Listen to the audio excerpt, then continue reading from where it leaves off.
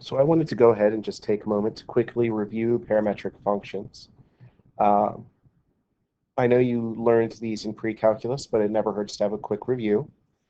A parametric function is still a function where graphically we're in the xy coordinate plane, but instead of y being dependent on x and x is independent, x and y are both dependent variables, and our independent variable is t, which can be a little confusing because t doesn't actually show up on the graph. It's still in terms of x and y. Uh, Graphically tends to be the easiest way to actually explain this, in that if we think of, say, x equals cosine of t, y equals sine of t on the interval from 0 to 2 pi, including 0 but not 2 pi. This is the domain for t, because then x and y depend on what t is. The way I've always thought about this is that parametric functions, t is time, and this actually allows me to see the order that points are graphed on the xy plane. So if I were using cosine and sine for x and y, kind of taking some highlight values for t, if t were 0, cosine would be 1, and so x is 1, sine is 0, so y is 0, so there's a point at 1, 0. If t were pi over 4, x would be at rad 2 over 2, which is about 0.7. Y would be at rad 2 over 2 as well, which is also about 0.7, be right about here. If at t were pi over 2, x would be 0, y would be 1.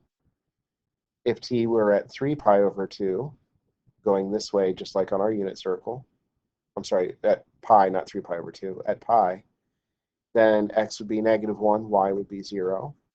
If t were at 3 pi over 2, x would be 0, y would be negative 1. And what we would actually get is the idea that we're getting a circle of radius 1, but we're starting at 1, 0 and moving counterclockwise around to actually get the unit circle.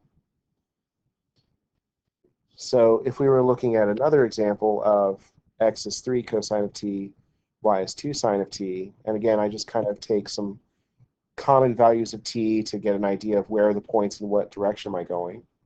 If t is 0, x would be 3, y would be 0. If t were at pi over 2, x would be 0, y would be 2. If t were pi, I'd have a point at negative 3, 0.